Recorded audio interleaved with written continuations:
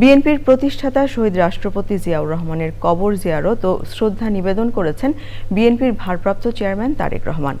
১৭ বছরের নির্বাসিত জীবন থেকে দেশে ফেরার পরদিন শুক্রবার বিকেলে তিনি বাবার কবর জিয়ারত করতে যান। এ সময়ও বিপুল জনতার সমাগম ঘটে। বিএনপি নেতারা আশা করছেন তারেক রহমানের প্রত্যাবর্তনে গণতন্ত্রের পথে দেশ এগিয়ে যাবে। রাহুল রায়ের রিপোর্ট। বিএনপির ভারপ্রাপ্ত চেয়ারম্যান তারেক রহমানের ১৭ বছরের নির্বাসিত জীবন থেকে রাজস্বিক প্রত্যাবর্তন হয়েছে।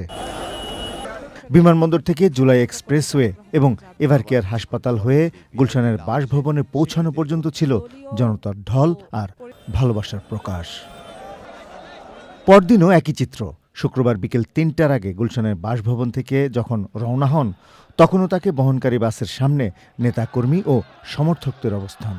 শেরেবাংলা নগরে শহীদ রাষ্ট্রপতি ও বিএনপির প্রতিষ্ঠাতা জিয়াউর রহমানের সমাধিস্থলে পৌঁছতে সময় লাগে প্রায় ২ ঘণ্টা।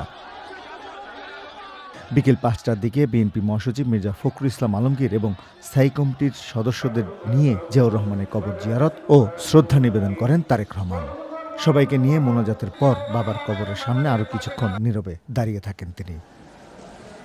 তারেক রহমান সেখানে পৌঁছানোর আগে দলের ভারপ্রাপ্ত চেয়ারম্যানের ঐতিহাসিক প্রত্যাবর্তন নিয়ে কথা বলেন বিএনপি নেতারা।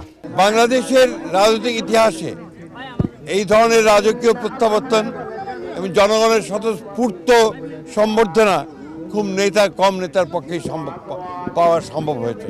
যে দলের তারেক রহমানের এই প্রত্যাবর্তন বাংলাদেশের রাজনৈতিক ইতিহাসে একটা পরিবর্তন নিয়ে আসলো, একটা ইতিবাচক পরিবর্তন নিয়ে আসলো এবং বাংলাদেশের যে রাজনৈতিক আকাশ, সেই আকাশে একটা সুবাতাস বইতে শুরু করলো।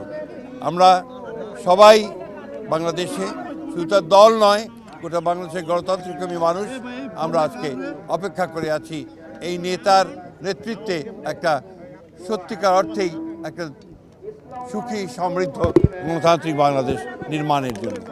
বহুদলীয় গণতন্ত্রের প্রবর্তক শহীদ রাষ্ট্রপতি জিয়াউর রহমান এটার প্রতিপালন করেছেন আমাদের দেশনেত্রী বেগম খালেদা জিয়া।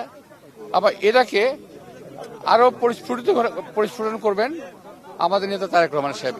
শহীদ রাষ্ট্রপতি ও বিএনপির প্রতিষ্ঠাতা জিয়াউর রহমানের কবর জিয়ারতের পর মহান মুক্তিযুদ্ধে শহীদদের প্রতি শ্রদ্ধা জানাতে বিএনপির ভারপ্রাপ্ত চেয়ারম্যান তারেক রহমান সাভার স্মৃতিসৌধের উদ্দেশ্যে রওনা হন। রাহুল রায়, চ্যানেল আই, ঢাকা।